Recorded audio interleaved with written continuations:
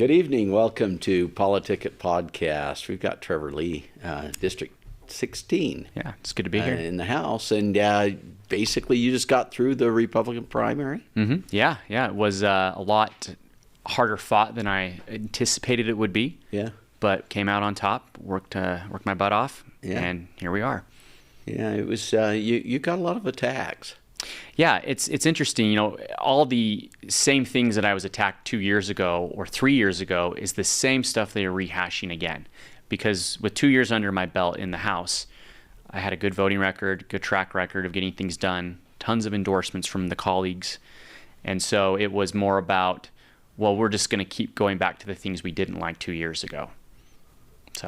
So there we go. But you came out. You actually did really well. Yeah, almost the numbers. Very close to double digits on the win with the margin. So it was good.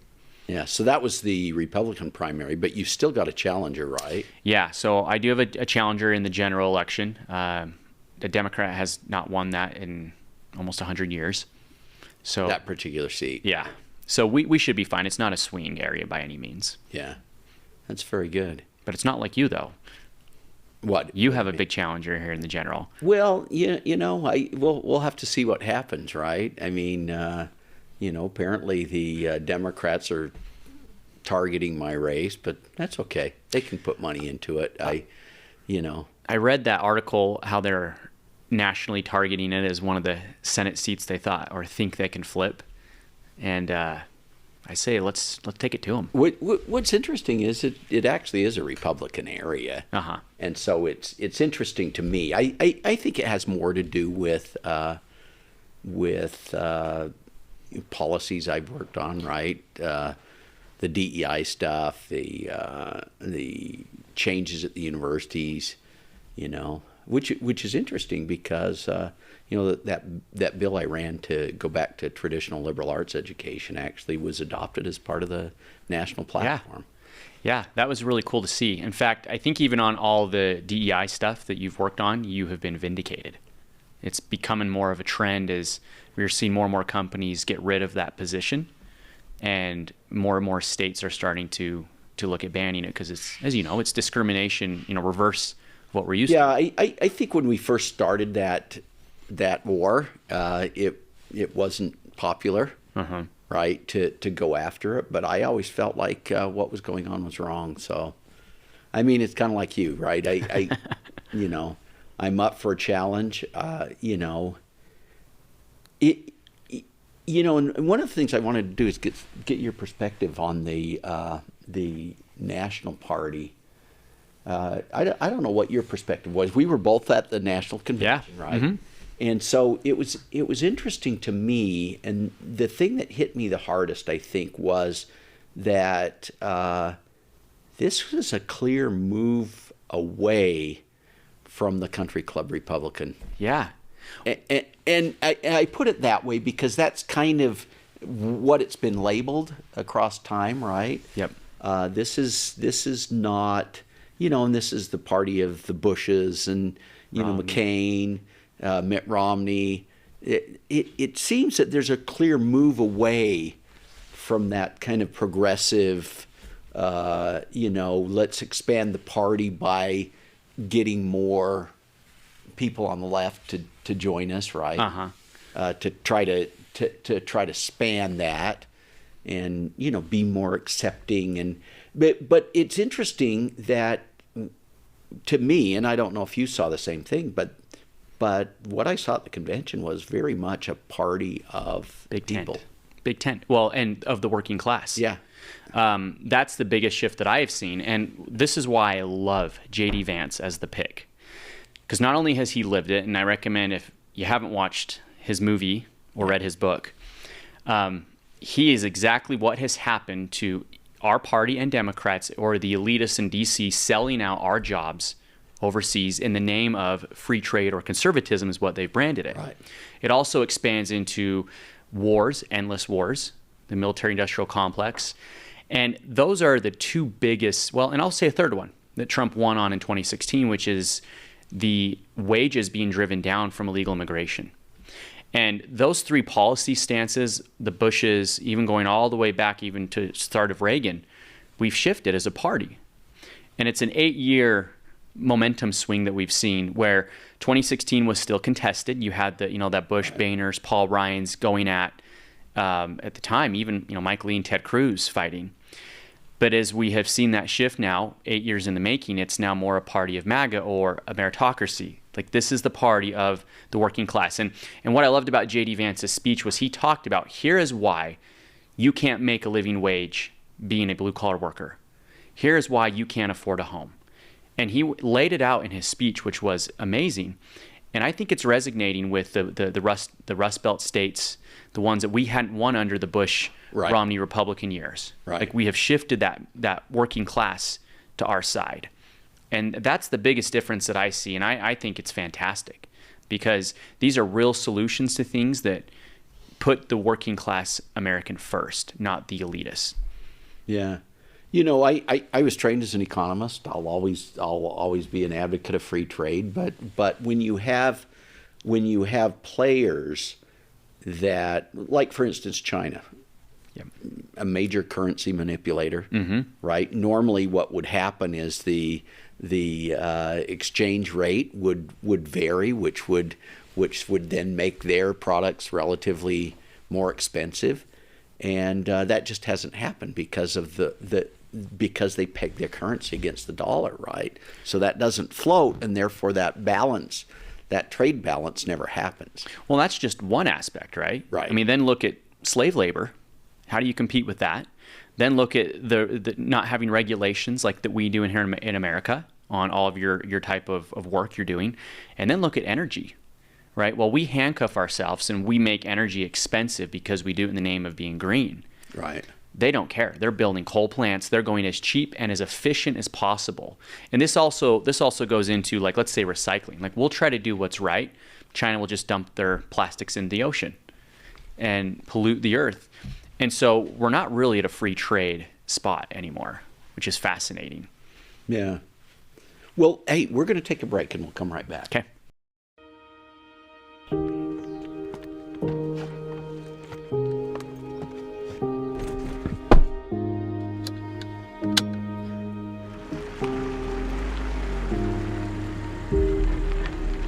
Hey Siri, how do I get to the state capitol?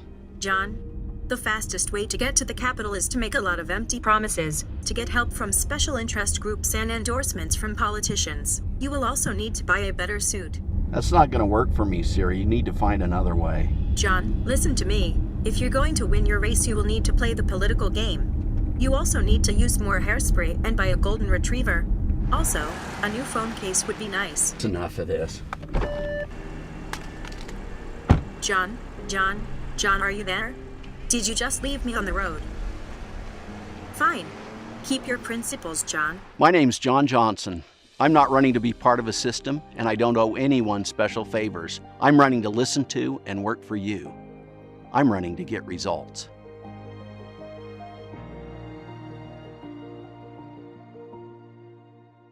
Welcome back. We've got Trevor Lee, Representative Trevor Lee. Yep, that's right. And, soon to be reelected. Stuck Trevor with me Lee. for 2 more years at least. Yeah. That's good, though. We started talking about this, this end, what I believe is the end of the Country Club Republican Party. Uh-huh. And that's a very real thing in the state of Utah, I think. Yeah. Right? When you look at those that have been in charge for a long time, and you look at where the money comes from and the whole thing. But I think I love this move back to being party of the people. Yeah. I don't like this notion of the elitists that want to control things, right? Well, and we may be, yeah. I mean, philosophically, we're pretty conservative, yeah, right? But I think there are places where we have to worry about working people. We have to worry about our kids and the next generation and what's going to happen in our country, right? Well, I mean, we have to. I mean, this is part of the shift that, we've brought in under, Trump, essentially, which is the more of a populist type approach to issues that we have. And this does come back to Utah. when you talk about, the country club or the elitists, as we would say as well, one of the things that gives me hope that I really like is that it's changing. And when I see it's changing, it's with a lot of younger legislators that are coming in that are new, which we are growing in a big way. We, in fact, picked up some good seats this last session or last election cycle, at least on the Republican side. Right. And what that means is new ideas, new ways of thinking and looking at problems and how to solve them, whether it's housing, inflation, public lands, education, crime. I mean, we've really seen good ideas that I think are beneficial, and that comes with this whole notion of, we don't just keep doing things the way they were because that's just what the standard, quota was. So I think that it's much more now inclusive, because I don't care, what gender you are, what race you are, we all want a good economy. Right. Right. And our policies reflect that. I don't care, once again, about any of those issues or those differences, but we all want a good education for our kids. Right. Right. And so we can all. And my opinion is we need to move back to basic education principles, right? Yes. Teaching kids to read and write and do math, right? How to critically think. Right.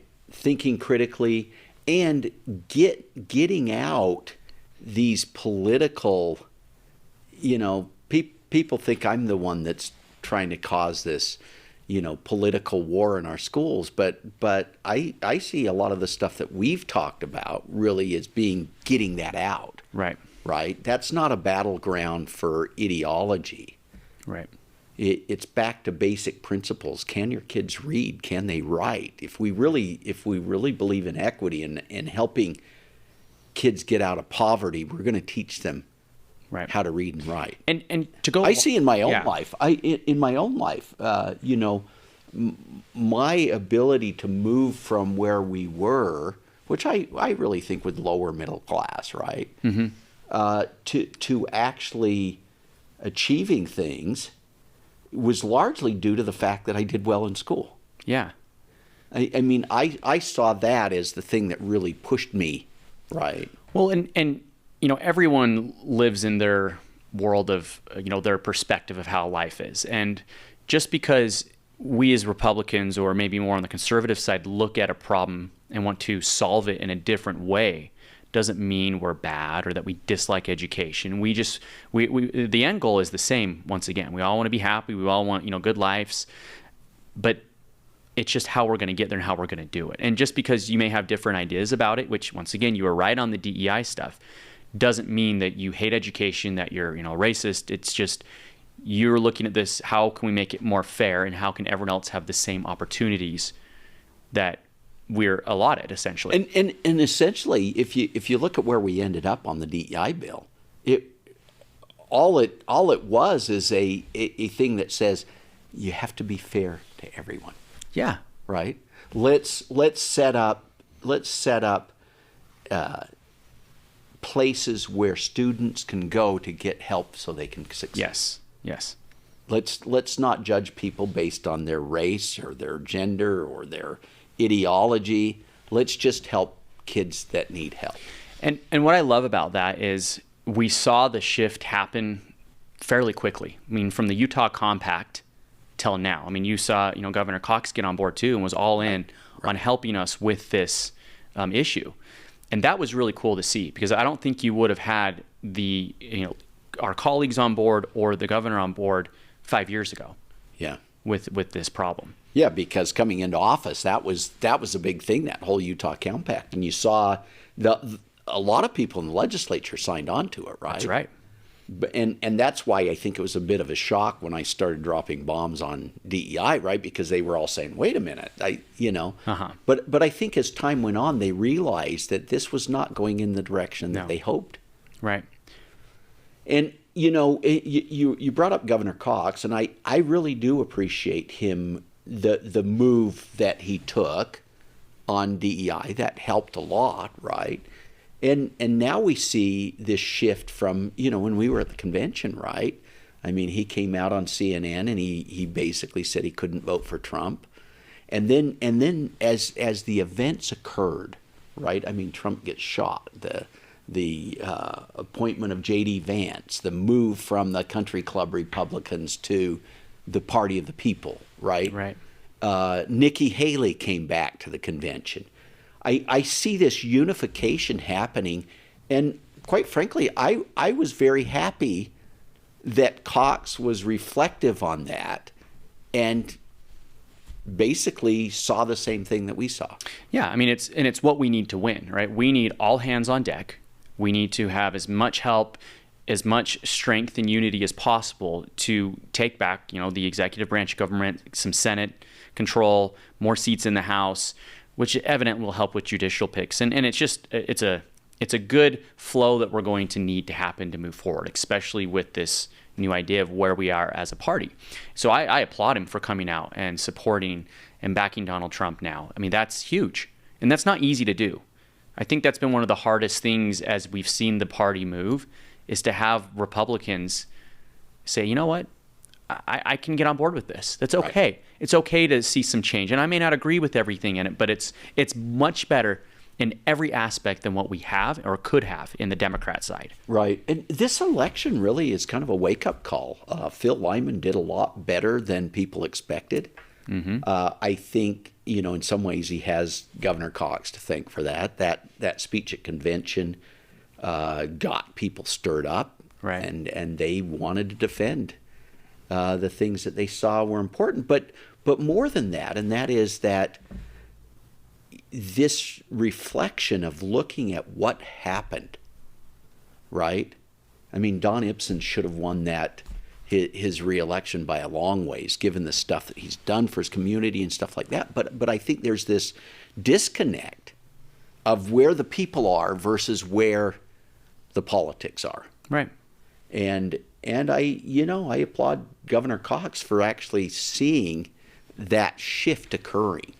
Yeah. And realizing that, we had to come together. Yeah, it's good for our state, and it's good for the movement. Anyone who, let's say, if you are, for example, anti-Trump, or you've been on the fence, Nikki Haley supporters, we want all of you in here. We want you in the party. We are the Big Tent Republican Party, and we'll work with you. Yeah, and this Big Tent, though, rather than going more progressive and rather than expanding to do just what everybody does, right? Right. We're actually saying, hey, this is time to listen to the working class, to solve the problems that are affecting mom and dad and the kids. That's right. Right? And another thing I was going to bring up to you that I thought was kind of funny, and this goes back to Cox too, in a way. Have you noticed what the attacks on J.D. Vance are? This idea that they're weird, right? Yeah. And I don't know if you remember back to Cox's State of the Union where he was using that metaphor, right? Mm-hmm. I mean, in Utah we like to use the term peculiar, right, rather than weird. Yeah. But now that the Democrats are playing that and saying these people are weird.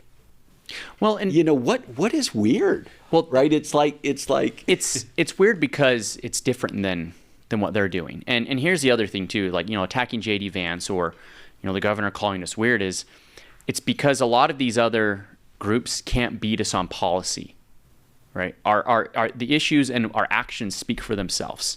Utah's weird because, and I would say it's our culture. It's different. It's hardworking. It's pioneer driven. It's our religious and beliefs in God. Those are the things that make us unique. And it's becoming more weird as the country and everyone shifts away. Didn't you notice that at the convention, though? Everyone there was weird in that respect, right? Prayers after every meeting, before the meetings, pastors speaking. It was very, very much of being inclusive of God is in our party and in our platform. Right. And that's weird now to a lot of people who are going more away from religion in the world. And I'll take it. And I like to use the term that Joe Biden and the progressives really have gone so far left that they've left our kids. Yeah. They've left our families. Mm-hmm.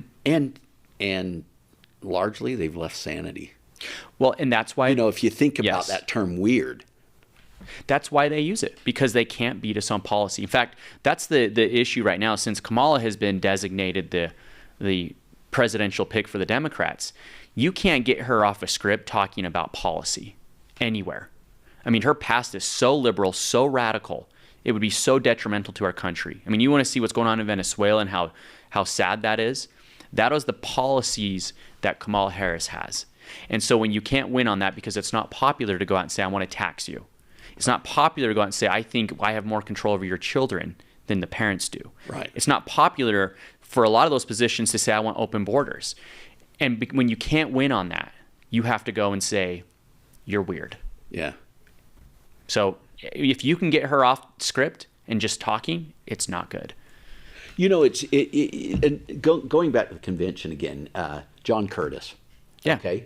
He got booed at places, right? Mm-hmm. And people say, oh, John Curtis is a Democrat, he's leftist. And, you know, I actually went and looked at his voting record, and according to Heritage, he's actually quite conservative. It's 94%. Which is one of the highest scores. But one of the things I think you see with John Curtis is he genuinely, in my opinion, cares about his constituents, about the people that he's working for.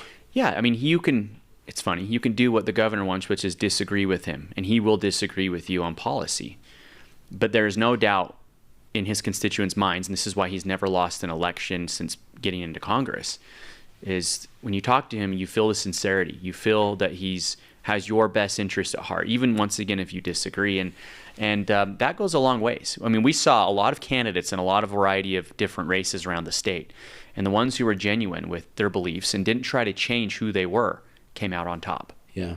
And I think that's what the people genuinely want. They want someone that's real. They want people that are not afraid to stand up to things. Yeah, sincerity and truthfulness, it goes a long ways because it's so absent. People feel so out of touch from politicians, they're not real. And, you know, that's an appeal that Donald Trump has. As different as he is, maybe culturally from us here in Utah, the average everyday working man feels like they can relate to him in so many ways. And that's why he gets a base of people who will vote for him forever, just like John Curtis has that. Right. He doesn't lose votes. It's kind of fascinating. He keeps increasing his vote count in all of his elections. And that's because when people like him, maybe not all of his policies, right? Why would they vote for someone else? Right. Yeah, I think there's a lot that we can learn, but I really believe, and I'm glad you're taking that tack too, Trevor, because you have every right to be upset about the people that were throwing stuff at you. People within our own party, right? Yeah. Of course, you know, this was a Republican primary, right? Of course, you're going to get people from your own party, but I think in large extent you stayed above that fray, and but you know, and I just think we need to come together. Yeah, as a party. And one of the ways we do that, and you know, John, this is what I learned being in the House, and I've talked about this before, I think even here on this podcast, is, you know, I truly believe the vast majority of our colleagues want what's best for this state. Once again, I may not agree with all the ideas and some of the bills, but I truly believe they have the best interest at heart. The vast majority of them do. And because I don't agree with them doesn't mean they're a bad person. And I think so many on our side do that. They see someone who may not be the most conservative, but it's like burn the whole system down. Yeah. And that's not the way to go about it. That's not how you fix and make things better. We have a lot of good building blocks in Utah that we can go off of. We don't have to burn it down. Right. And we can do it. In my campaign, you talked about, you know, being above the fray. It was no tax.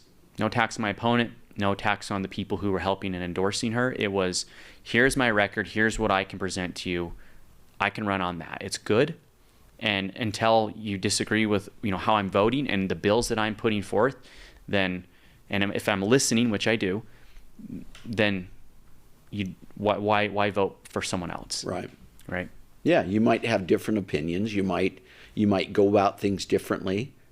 You know, I mean, like some of my colleagues would say, why are you always trying to throw bombs on things? And you know, I asked one of them. I says, do you think that we would have passed the DEI had it not started out pretty harsh? Nope. Right? Because it got people to think different about it. Well, it's any issue, right? I mean, let's take, for example, illegal immigration. Ronald Reagan was the one who implemented full-on just bring in the labor, right? Right. Probably one of the greatest, most conservative presidents we've ever had.